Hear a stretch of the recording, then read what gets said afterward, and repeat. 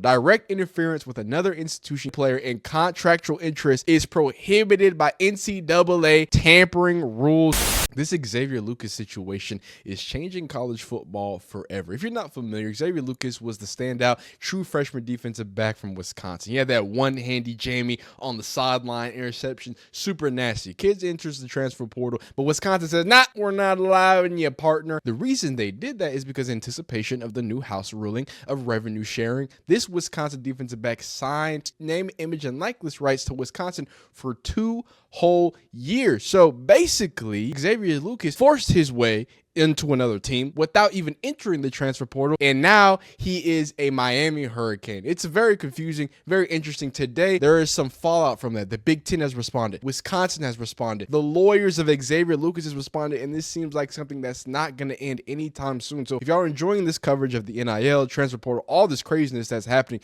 please leave a like on this video if you like it, dislike if you don't like it, subscribe if you enjoy the content. We're going to start with Nick Saban. This was just in 2023, him talking about what's worse. Is it the transfer portal or is it the NIL? If we had this calendar that you have to endure right now in college football, would you still be doing this if you'd had that way back at the beginning? I mean, it seems like you guys are working more now than ever before. I think that's probably true. And I think, the portal creates a whole different dynamic in terms of you have to recruit your team because people are trying to poach guys off of your team. So, that's something you never had to do before. You have a whole nother evaluation process of all the guys that get in the portal. Can any of these guys actually help our team? And we haven't been big in the portal. I think we took 2 guys 1 year, 4 guys, and we took 2 guys this year. So, but we do constantly look and see if there is somebody who could help our roster, and we'll do the same thing this spring. What is the bigger pain in the ass for a coach, though, NIL or transfer portal? Well, first of all, I think NLI is good for the players. I think it gives them an opportunity, but to make money and use their name, image, and likeness, which is what it was supposed to be. But what we've made it, and the unintended consequence of collectives and, creating opportunities for players that they really didn't create on their own. And you use that in recruiting, and it becomes a pay for play type of thing. I don't think that's what anybody wanted it to be or thinks it should be. And maybe we'll get some guardrails on it at some point in time that doesn't have those kinds of implications. But when you put the portal and NLI together, where somebody can say, hey, if you get in a portal, we'll pay you this much to come to our school. That's a little bit of an issue that I don't think is a consequence of that anybody anticipated as well. Yeah, I think that has been the biggest crux to all of these situations, just in when he was ending game, and kind of like what we talked about before the situation even unraveled. And I was alluding to the fact that the biggest problem is the combination of them both in the promises that we're having, right? You had the Matt Sluka situation. I mean, Jaden Rashada. I mean, now there is such a long list of, money getting weird and promises being weird and people going other places. And because there are no rules and regulations, it leaves people in weird situations. So let's go step by step. Let's start with Wisconsin. They released this statement yesterday. So Mr. Pete Thamel, obviously one of the leaders in the world of college football reporting and things of that nature, went ahead and tweeted statement from Wisconsin. We are disappointed that Xavier Lucas has chosen to withdraw from the University of Wisconsin. He has been a valued member of our football program, and we were looking forward to helping him continue to grow as a student, a person, and a football player. On December 2nd, 2024, Xavier and Wisconsin Athletics into a binding 2-year agreement reflecting his strong commitment to continuing with the Wisconsin football program. We understand that he also executed a separate agreement with the Varsity Collective. So he had collective money and a revenue sharing deal. I didn't know he had multiple, but here you go. His agreement with the Wisconsin Athletics included substantial financial compensation for Xavier. Under the terms of the agreement between Xavier and Wisconsin Athletic, it remains in effect and enforceable. Badger student athletes who have signed these agreements expect Wisconsin Athletics to honor the terms. In turn, Wisconsin Athletics relies on student athlete representation in signing these agreements that they will do the same. A request to enter the transfer portal after entering into such an agreement is inconsistent with the representation and mutual understanding of the agreement, and explains the reason for not processing a transfer portal request under these circumstances. We're going to get back to that because that means nothing. But we're going to get back to that.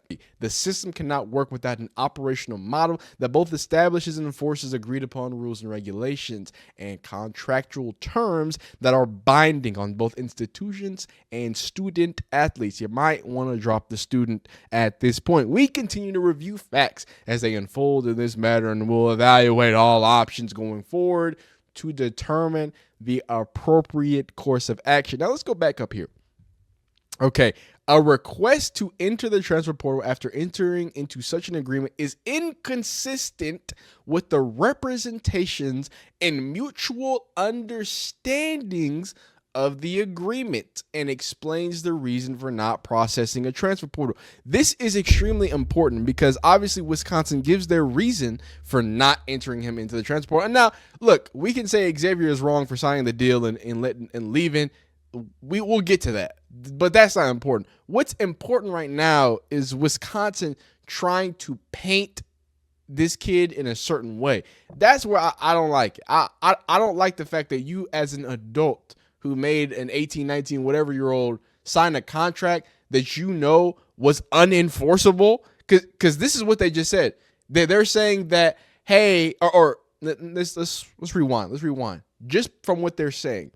A request to enter the transfer portal into such a it's inconsistent with the representation and mutual understandings of the agreement. Okay, so the mutual understanding of the agreement, they're talking about mutual understandings. These are things outside of the stated agreement. So the agreement aside, this is basically saying that because they didn't write anything about the transfer portal in their contract. That's what it's sounding like from what they're saying. Because if they did, they would have said this is in breach of the agreement that we talked about, i.e. why it didn't happen. That's not what they said. They said it's inconsistent with the agreement. In turn, they are, what's the word? What's it called? They are presuming, right? They're presuming this to be a break of the agreement in the contract. But I'm assuming there's no way to prove that there's any way to break that in the contract. Now, proving the tampering. One, y'all some snitches. Wisconsin, y'all some snitches. Two, I think they can prove it. And I think it's going to get three, really, really, really nasty in the transfer portal. This is what I mean by changing things forever. We have credible information indicating impermissible contact between Xavier and the University of Miami football program.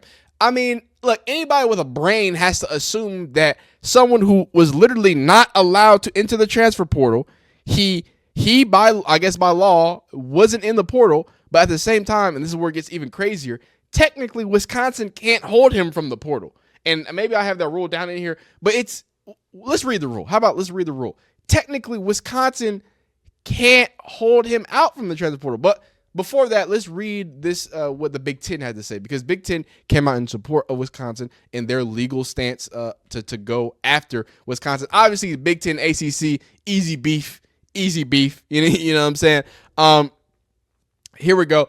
Statement from the Big Ten Conference. The Big Ten Conference stands in full support of the University of Wisconsin regarding the contractual agreement between student-athlete Xavier Lucas and the Wisconsin football program. As a student-athlete to become active participants in revenue sharing, it is critical that agreed-to obligations be respected, honored, and enforced. In light of current laws, I thought this font's crazy, laws and association rules, information suggesting tampering and contract interference, in this case by the University of Miami, is very troubling. These actions undermine the efforts of its own conference, right, as the ACC continues its collaboration with the other for A4. I thought it was Power 4. Anyway, conferences and developing a substantial framework for college sports. This situation is just the latest example of the critical need for substantive government reform.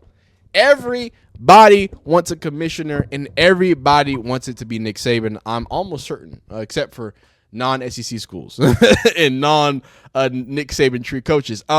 Here's go a little deeper. Here's that rule that I was kind of talking about, and this is what, and we talked about this in the last video, the initial Xavier Lucas video.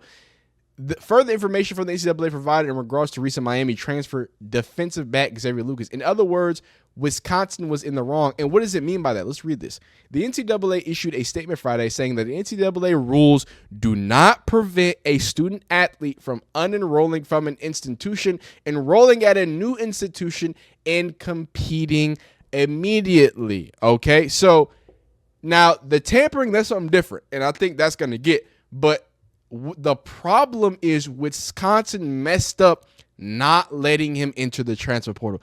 That's where they messed up. You have to understand. So was there tampering? Probably. Can they prove it? Probably. The problem is, as an institution, the NCAA, and like these rules are vague, but this is what I mean when I get on here and say the NCAA is the cause of all these issues. Do not get mad at schools. Do not get mad at players. I don't want to hear that. I don't want to hear getting mad at people taking advantage of the legislation and the poor wording of stuff. This is the only statement they issued as the NCAA. The rules do not prevent a student athlete from unenrolling from an institution, rolling into a new institution. They said nothing about NIL. They said nothing about where, because their rules don't have it. They haven't put rules in place for this. Everyone knew this was a problem. Everyone thought that this could be a problem. NCAA knew this could be a problem, but if they keep the rules vague like this, NCAA rules do not prevent student athletes from unenrolling. Technically, Wisconsin, you're supposed to let them in the transfer portal, so they could just stop it right there and just say, we don't have any rules regarding the NIL. I'm sorry. The rule is let him enter the transfer portal. That contract is separate. That's what y'all don't get. These collective contracts are specifically aside from the NCAA. That's why Caden Proctor, I'm going to keep talking about it, that's why he went to Iowa, got his NIL money, and was still able to come back to Alabama. The transfer portal doesn't mean anything. Like commitments and whatnot, it doesn't really mean anything. They can just hop and skip and jump and sign NIL deals because the enforcement is not on the NCAA. Henceforth, there's nothing that they can do unless another governing body or a governing body who decides to actually make rules comes in and fix some things. Crazy scenario, but yeah, Wisconsin is basically threatening legal action against Miami. And then on top of that, we're going to have certain situations where it's going to be basically a Big Ten versus ACC showdown.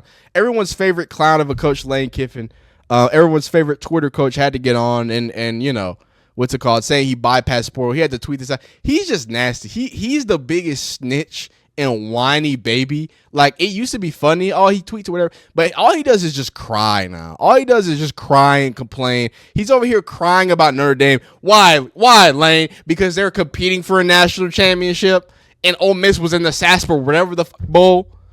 God, just one of the most underachievers from the Nick Saban tree. Lawyers of Xavier Lucas says ex-Wisconsin player is transferred to Miami, even though the cornerback's former school never entered his name into the portal. Darren Heitner has been representing Lucas, who indicated on social media last month that the Wisconsin was refusing to put his name in the portal, and it was hindering the ability to talk to other schools. Lucas had announced early in December that he planned to enter the portal. The NCAA issued a statement on Friday, obviously the one we just talked about. Yahoo Sports first reported Lucas plans to enter Miami, as well as NCAA statement. Wisconsin officials didn't immediately respond to a comment. Yahoo and the Wisconsin statements have reported that Lucas has entered into an agreement to continue playing for Wisconsin before requesting the transfer. Heitner said in his expose that Lucas had agreed to a memorandum of understanding that was conditioned on the approval of the House settlement, which hasn't been settled, I don't think, which calls for schools to pay directly for the use of their name, image, and likeness. And Lucas attending classes no later than spring. Heitner added that Lucas has since unenrolled from Wisconsin. Heitner also said that Lucas hasn't received any money from Wisconsin and therefore owes no money to the school. Lucas Lucas, who is from Pompano Beach, Florida, had 12 tackles, an interception, and a sack as a freshman, Wisconsin this season. It seems like Wisconsin is just upset that they are missing out on a standout player. And it would be mad, too, because they probably committed some money. They committed all this other stuff. But to try to keep this over people's head and to try to make it bigger than what it is, look, I feel bad, too, Wisconsin, but this is the NCAA's fault.